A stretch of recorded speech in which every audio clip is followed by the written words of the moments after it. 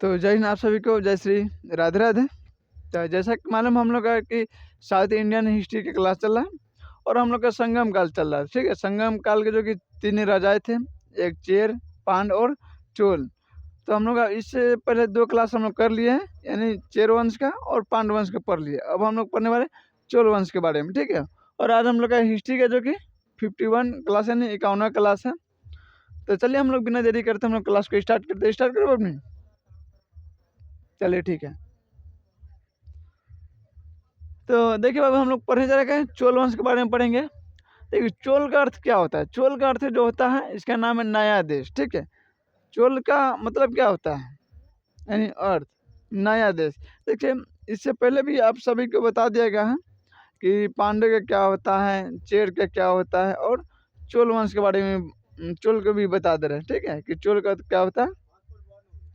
तो इसमें आपको नया देश होता है। देखिए इसके बारे में प्रथम जानकारी आपको मिलेगा पाणिनि की अष्टाध्यायी से। कहाँ से मिलेगा? पाणिनि के अष्टाध्यायी से। देखिए 2 पुस्तकें आपको मिलेगा। क्या मिलेगा? 2 पुस्तकें आपको देखने को मिलेगा। एक मेगास्थनीय का जो पुस्तक है इंडिका, जो कि मेगास्थनीय किसके दरबार में रहते थे? चंद्रगुप्त मौर्य के दरबार में रहते थे। और कहाँ से कौन दिया था उनको चंद्रगुप्त मौर्य को? तो सेल्यूकस दिया था। सेल्यूकस कौन था? सिकंदर का सेनापति। ठीक है, तो मेगास्थनीय जो था उनका द्वारा लिखा गया पुस्तक है इंडिका।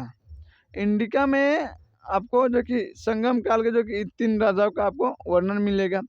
उसका पाणिनि है ना, पाणिनि का जो कि अष्टाध्यायी पुस्तक है, उसमें भी आपको 3 राजाओं का, चेर वंश का, पांडु वंश का और चोल वंश का, तीनों राजाओं का क्या मिलेगा आपको? चर्चा मिलेगा। तो पहला जानकारी कहाँ से मिलता है? तो आपको पाणिनि की रचना यानी पुस्तक से, अष्टाध्यायी से मिलता है। देखिए चोल साम्राज्य जो था तमिलनाडु के पूर्वी भाग में था। किधर था? तमिलनाडु के पूर्वी भाग में था चोल साम्राज्य। जहाँ आपको बताते हैं मैपिंग की क्लास में आप सभी को बता दिया, लाइव वालों को भी बता दिया गया है कि तमिलनाडु के और केरला के ना दक्षिण में देखिए कि त्रावणकोर है। क्या? त्रावणकोर। त्रावणकोर में समझ लीजिए कि यानी क्षुद्रों पर बहुत अत्याचार हुआ। क्या हुआ? बहुत अत्याचार। आपको बताएं, आप लोग देखे कि नहीं फिल्म क्षुद्र? फिल्म का नाम है, आप सबको भी करें देखिएगा बाबू। देखिए बोर्ड से हम लिख के पढ़ा रहे हैं, चाहे बताने से अच्छा है क्या आप इसके जगह पर हम क्या फिल्म आपको दिखा के समझा देते हैं। ठीक है, क्या फिल्म जितना आप बोर्ड से समझिएगा आपको शायद इसमें से जाती समझिएगा। तो हो सकता है कि इस लाइन में से आपको 10 लाइन या 15 लाइन या 20 लाइन या 30 लाइन हाईएस्ट जो बच्चा रियल पढ़ रहा है, जो कभी लापरवाही नहीं करता, उनको ये क्लास अमूमन याद रहेगा। बाकी अगर एगो फिल्म के माध्यम से अगर समझ लीजिए कि 100 बच्चा में से अगर 100 देख रहा है, उसमें 10 गोटे भुलाएगा, 90 गोटे के याद रहेगा।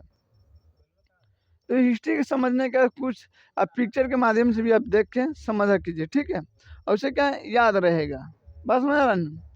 तो क्षुद्र जो फिल्म है वहाँ देखिएगा बाबू ने बहुत क्षुद्रों के साथ क्या गलत शुरू किया बहुत।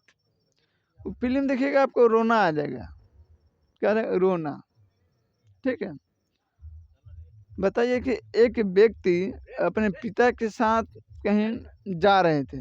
ठीक है, उनका अब सभी को पता है कि जीवन में एक ऐसा समय आता है जहाँ सबके जीवन के एक फुल स्टॉप यानी कॉमा लग जाता है। आप उसके बाद नहीं भाग सकते हैं, नहीं रेंग सकते, नहीं चल सकते। ठीक है, सबके जीवन में आता है। 20 साल से लेके मैंने 18 साल से मानिए ना, 18 साल से लेके आप 35 साल तक ले क्या कर सकते हैं? आप भाग सकते हैं। ये जो उम्र है ना, आप जितना हो सके उतना भागिए, जितना हो सके उतना दूर भाग के जाइए। माने भागने का मतलब समझ रहे हैं आप लोग? माने जितना काम हो सके, जितना फील्ड में हो करिए, जितना कुछ हासिल करना है इस 35 तक आप कर लीजिए। उसके बाद 35 के बाद 35 से लेकर 50 तक आप भाग नहीं सकते हैं। उसका फिर रेंगना पड़ेगा आपको। उसका क्या करें? रेंगना पड़ेगा। जानती है 50 हुआ क्या हुआ है? Engine lock. आप नहीं, आप रेंग भी नहीं सकते हैं आप। बात समझ रहे हैं? तो एक समय होता है, उसी तरह उनके पिता वृद्ध था, धूप में कितना देर चले बेचारे, चलते चलते उनको प्यासे इतना जोर प्यास लगा, इतना जोर प्यास लगा कि सामने एक तालाब था, उसमें ब्राह्मण के लड़के लोग निहार रहे थे। ठीक है, माने बात सुन रहे, ब्राह्मण के लड़के सब निहार रहा था, उस व्यक्ति उनका पुत्र गया वहाँ पे पानी लेने के लिए, तो उनके पुत्र को मार के बेहोश करके कपार ऊपर फोड़ फोड़ गोना तोड़ दिया, बाकी पानी नहीं दिया। ऊपर से मैंने पहले किया तो काम उम जानबे के लोग चिढ़ाता कैसे है ना, उनको करवाए फिर भी नहीं दिया। उनके पिता जो था पानी के बाहर तरस तरस के मर गया, तड़प के। ठीक है, मर गया बेचारा। जब होश में आया दौड़ के देखा तो पिता खत्म था। उसके बाद देखिएगा कि एक नई स्त्री ब्याह होकर आई थी। ठीक है, और उस समय क्या पड़ता था कि अगर आपको स्तन झकना है तो आपको कर देना पड़ेगा, टैक्स। क्या? टैक्स देना पड़ेगा। बस हाँ, आपको स्तन झाँकना है तो आपको क्या देना पड़ेगा? कर। नहीं दे सकते हैं तो आप स्तन झाँकने का आपको अधिकार नहीं है। बात समझ आ रही है? आपको स्तन झाँकने का अधिकार नहीं है। और वो स्त्री से गया कर मांगने, तो स्त्री क्या किया, वो अपना दोनों स्तन काट के उसके दे दिया और तड़प तड़प के मर गए।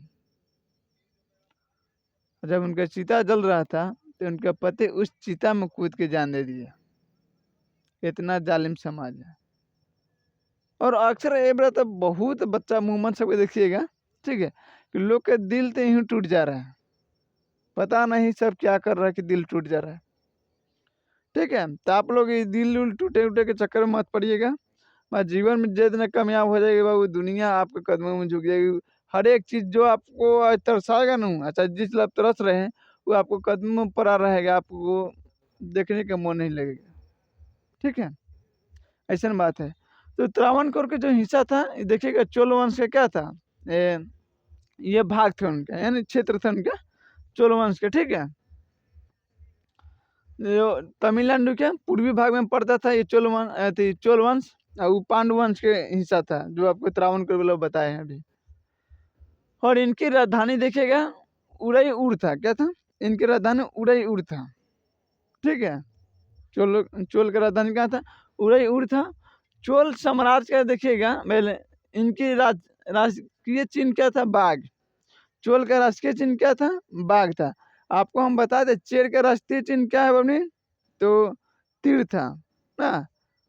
पांडव का क्या राष्ट्रीय चिन्ह था? तो मछली। और चोल का क्या है? तो बाघ।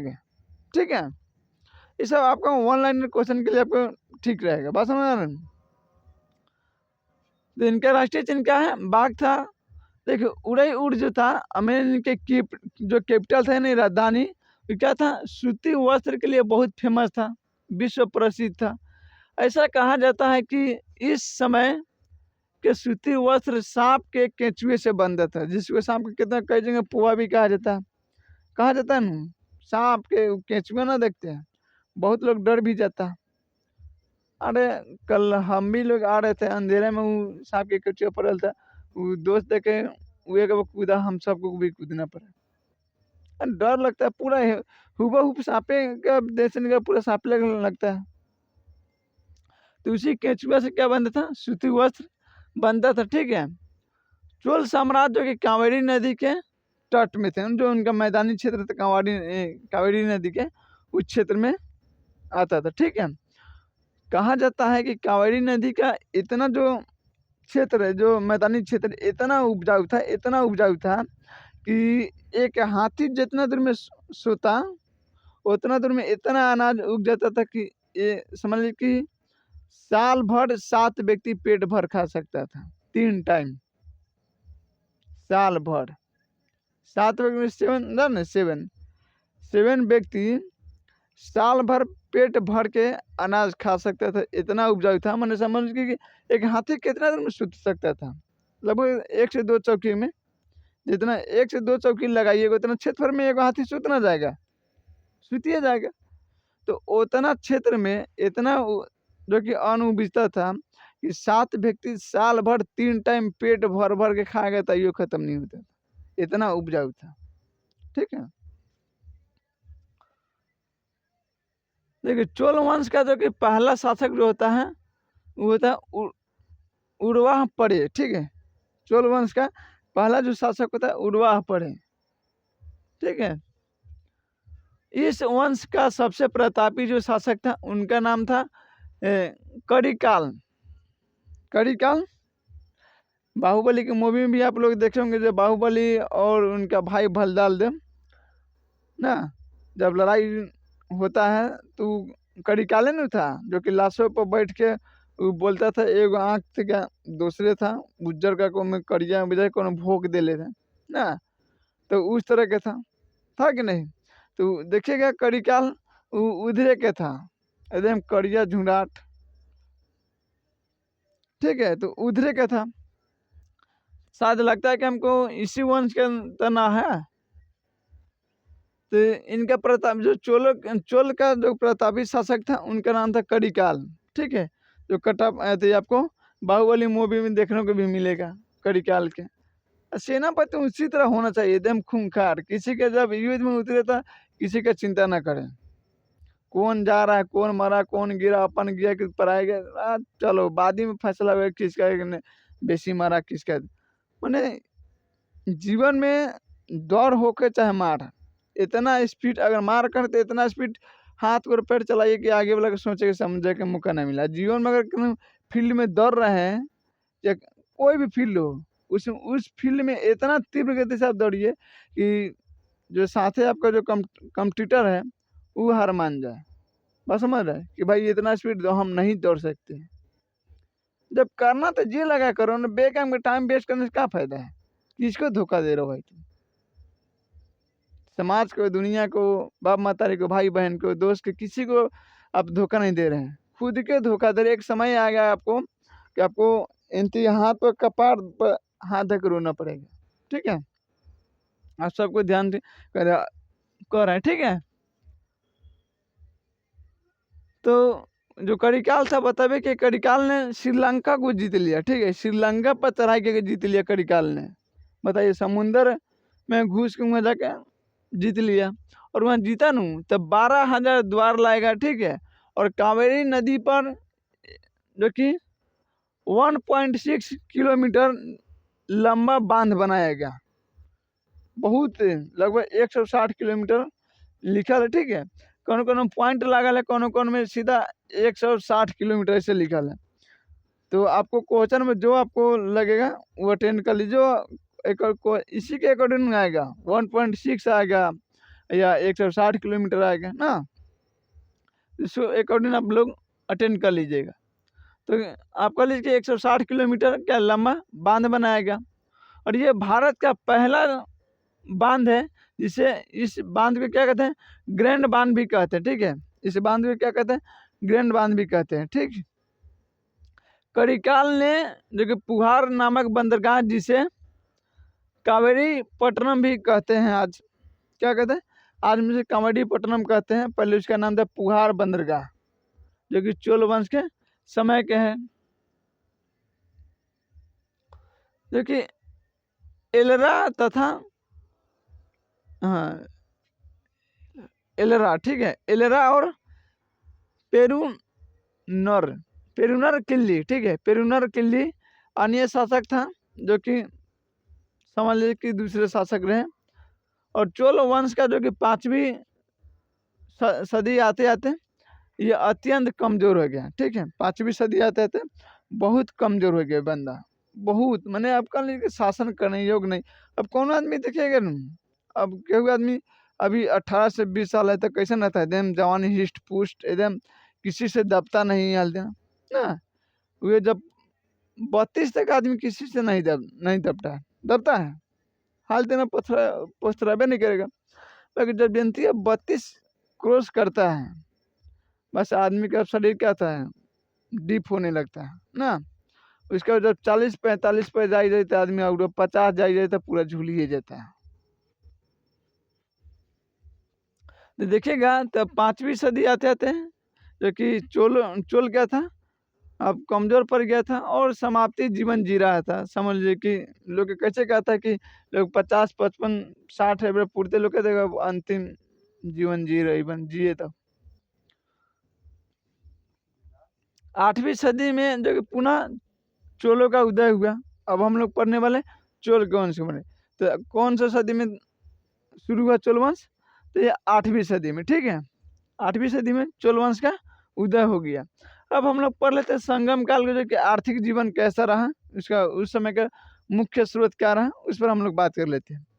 तो देखिए संगम काल में सूती वस्त्र सबसे बड़का क्या रहा, आर्थिक सोर्स रहा, क्या, सूती वस्त्र, जो कि विश्व में प्रसिद्ध था। उसका देखिएगा मसाला, जिसके चलते वास्को डी गामा 1498 में भारत आया था, वहाँ से मसाला लूट के ले गया और उधर से फिर पूरा पुर्तगाली आ गया धीरे धीरे। तो मसाला भी आज भी बहुत सारे मसाला जो देखिएगा, बहुत एक हल्दी उल्दी जितना सब, बड़ी इलायची सब, छोटे जितना मसाला आता है सब साउथ इंडिया से आता है, ठीक है। अधिकांश मसाला बाबू का गोल मिर्ची सब।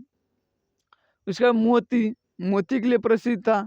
पांडु था और प्रसिद्ध था क्योंकि त्रावणकोर के हिसाब में सबसे दक्षिणतम था और समुंदर से मोती जो कि नेचुरल निकलता है, तो ये भी सब उस समय मोती तो बहुत का था, इजली था, ये सब इंटरनेशनल मार्केट में जाता था। उसके बाद देखिए कृषि के पदार्थ जानने की राशन पता ही वाला बात है।